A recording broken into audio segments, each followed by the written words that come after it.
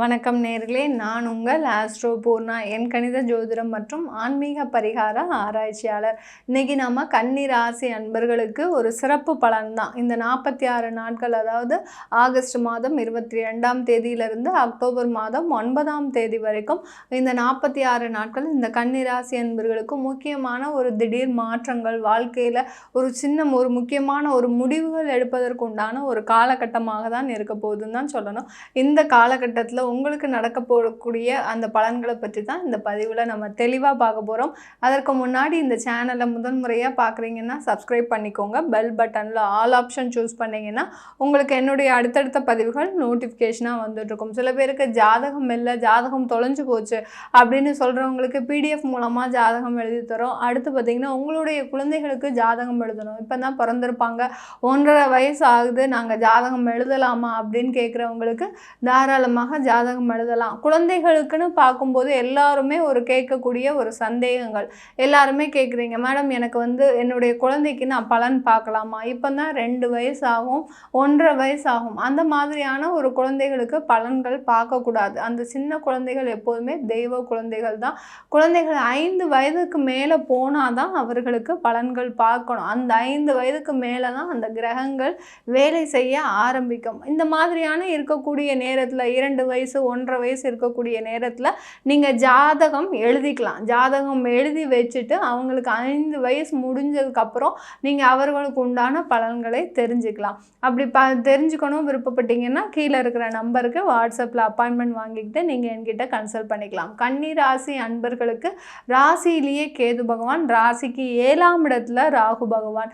இந்த வக்ர கிரகங்களினுடைய பிடியில தான், நிழல் கிரகங்களினுடைய பிடியில தான் எல்லா கிரகங்களுமே இந்த 46 நாட்கள் இருக்க போகுது. மேடம் சனி மாத்திரம் 5ஆம் இடத்துல 6ஆம் இடத்துல இருக்கு மேடம், அப்புறம் அவங்க அந்த சனியோடைய பலன்கள் வேறுபடாதா அப்படின்னு பார்த்தோன்னா, சனியும் வக்ரம் ஆயிட்டார். இந்த 46 நாட்களில் சனி ஏற்கனவே வக்ர நிலையில் இருக்கிறதுனால அந்த சனியினுடைய முழு பலத்தையும் இந்த நிழல் கிரகங்கள் ஈர்க்கக்கூடிய ஒரு நேரமாக தான் இந்த 46 நாட்கள் இருக்கும். அப்படி இருக்கும்போது எங்களுக்கு இந்த கன்னி ராசி அன்பர்களுக்கு எந்த மாதிரியான பலன்களை கொடுக்கும் மேடம் அப்படின்னு கேட்டிங்கன்னா, இந்த கன்னி ராசியில் 3 நட்சத்திரங்கள் இருக்கிறீங்க. யார் யாரெல்லாம் அப்படின்னு பார்த்தோம்னா, உத்திர நட்சத்திரம், அஸ்த நட்சத்திரம், அடுத்து சித்திரை நட்சத்திரம்.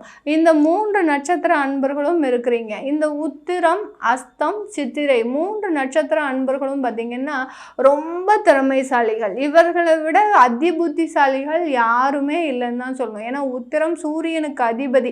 எல்லா மேனேஜிங் கெப்பாசிட்டியும் இவங்களுக்கு இருக்கும். எல்லா இடத்துலையும் எல்லாரையுமே நிர்வகிக்கக்கூடிய ஒரு திறமை இந்த உத்திர நட்சத்திர அன்பர்களுக்கு இருக்கும்.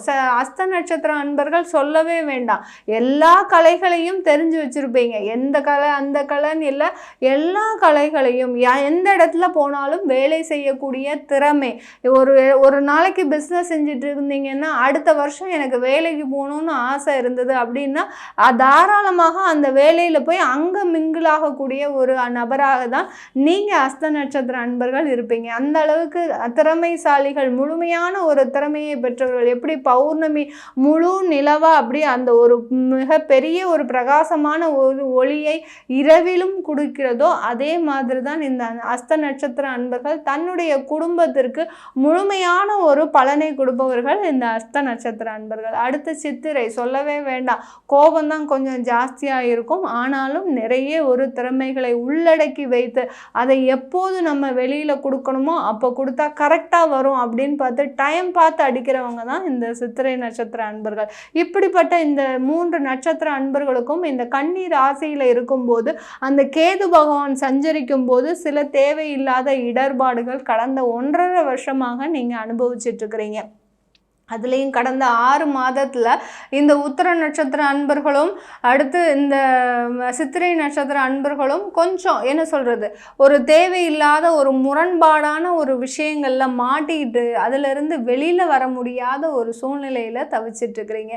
இப்படி இருக்கக்கூடிய காலகட்டத்தில் இந்த 46 நாட்கள் அந்த கேது பகவான் எந்த நட்சத்திரத்தில் சஞ்சரிக்கிறார் அப்படின்னு பார்த்தோம்னா, அஸ்த நட்சத்திரம் 2ஆம் பாதம் 1ஆம் பாதத்துலேயும், அங்கே 7ஆம் 3ஆம் இடத்துல ராகு பகவான் உத்திரட்டாதி நட்சத்திரம் 3ஆம் பாதம் 4ஆம் பாதத்திலையும் சஞ்சரிச்சிட்டு இருக்கிறார்.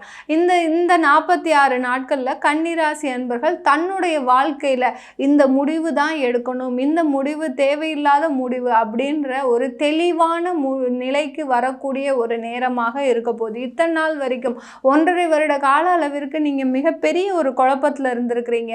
ஏன்னா அந்த தொழில் செய்யும் போது நடந்த விபரீதங்கள், தேவையில்லாத விபத்துக்கள், தேவையில்லாத பொருள் விரயங்கள், தேவையில்லாத பண செலவுகள், இந்த மாதிரியான ஒரு விஷயத்தினால ஒரு என்ன சொல்றது, உங்களுடைய மைண்டே பார்த்தீங்கன்னா கொலாப்ஸ் ஆகக்கூடிய நிலைமைக்கு, ஒரு குழப்பத்திற்கு வந்து எதுவுமே ஒரு செய்ய முடியாம இன்னைக்கு நேரத்துக்கு முழுவதுமா அப்படியே கட்டி போட்ட மாதிரி இருக்கிறீங்க. யாரோ என்னை ஏதோ செஞ்சுட்டாங்க மேடம், நான் கரெக்டாக ஒரு 2 வருடத்திற்கு முன்னாடி நல்ல ஒரு தொழில் பண்ணிக்கிட்டு இருந்தேன், இப்போ பார்த்தீங்கன்னா யாருடைய திருஷ்டி பட்டுதோ, யார் எனக்கு பில்லி சுண்ணியம் ஏவல் வச்சாங்களோ தெரியல, அந்த அளவிற்கு எனக்கு அந்த தொழிலை செய்ய முடியாமல் ஒரு முடக்க நிலையில் இருக்கிறேன் அப்படின்னு சொல்லக்கூடிய இந்த கன்னிராசி அன்பர்களுக்கு நீங்கள் இதிலிருந்து மீண்டு எழக்கூடிய ஒரு நேரமாக தான் இந்த 46 நாட்கள் மிக ஒரு நல்ல நாட்களாக இருக்க போகுது. ஏன்னா அவர் கொஞ்சம் கொஞ்சமாக அந்த கேது பகவான் உங்களை விடுவிச்சுக்கிட்டே இருக்கிறார். இன்னும் அந்த விடுவிப்பாகப்பட்டது இன்னும் ஒரு மேலும் ஒரு முன்னேற்றத்திற்கு வந்து எப்படி நம்ம ஒவ்வொரு படியாக ஏறுறோமோ அந்த மாதிரி தான் இந்த கன்னிராசி அன்பர்களினுடைய வாழ்க்கையில் இருக்கக்கூடிய அந்த தொழிலில் இருக்கக்கூடிய அந்த முடக்கங்கள் எல்லாமே ஒவ்வொரு படியாக மேலே ஏறக்கூடிய ஒரு நேரமாக தான் இருக்க போகுது. நீங்கள் செய்கின்ற ஒவ்வொரு செயலும் பார்த்தீங்கன்னா ஒரு நல்ல ஒரு முன்னேற்றத்தை கொடுக்கக்கூடிய ஒரு நேரமாக இருக்கும். சில பேருக்கு வாடிக்கையாளர்களே இல்லாமல் ஏதோ ஒரு உப்புக்கு நம்ம கடையை திறக்கிறோம், தொழிலை செய்கிறோம், திரும்ப சாயங்காலம் ஆனால் வீட்டுக்கு வந்துடுறோம், இதுதான் போகுதே ஒழிய அங்கே ஒரு வருமானம் இல்லை, ஒரு நிரந்தரமான ஒரு வாடிக்கையாளர் இல்லை. டெய்லி வராங்க, யாரோ ஒருத்தர் வந்து உங்களை குறை சொல்லிட்டு போகிறாங்க, உங்களுடைய ப்ராடக்ட் சரியில்லை, நீங்கள் ஏமாத்துறீங்க. ஏன்னா இத்தனைக்கும் நீங்கள் நேர்மையாக செய்யக்கூடிய ஆட்கள், உங்களையவே பார்த்தீங்கன்னா வாடிக்கையாளர்கள் வந்து தேவையில்லாத ஒரு முரண்பாடான ஒரு செய்திகளை சொல்லிட்டு போவாங்க, உங்களுடைய ப்ராடக்ட்ஸ் நல்லா இல்லை, இந்த மாதிரியெல்லாம் சொல்லிட்டு போகிறதுக்கு வாய்ப்புகள் இருந்திருக்கு கடந்த காலத்தில். இப்போ அதே ப்ராடக்ட் தான் பண்ண போகிறீங்க, அதே வாடிக்கையாளர் வந்து உங்ககிட்ட ஒரு அதிகமான ஒரு நட்புறவு கொண்டாடும் ஒரு விதமாக தான், ஒரு நிரந்தர ஒரு வாடிக்கையாளர் ஆகக்கூடிய ஒரு நேரமாக தான் இருக்க போகுது இந்த கன்னிராசி என்பர்களுக்கு. அந்த அளவிற்கு தொழிலில் ஒரு நல்ல ஒரு முன்னேற்றமும் அந்த தொழிலில் அந்த தொலைத்தொடர்பு, அதாவது கம்யூனிகேஷன்ன்றது இது வரைக்கும் உங்களுக்கு ஒரு பெரிய ஒரு சவாலாக தான் இருந்தது. எப்படி நம்ம வெளியில் நம்மளுடைய தொழிலை கொண்டு போக முடியும் அப்படின்ற ஒரு சவாலாக தான் இருந்தது.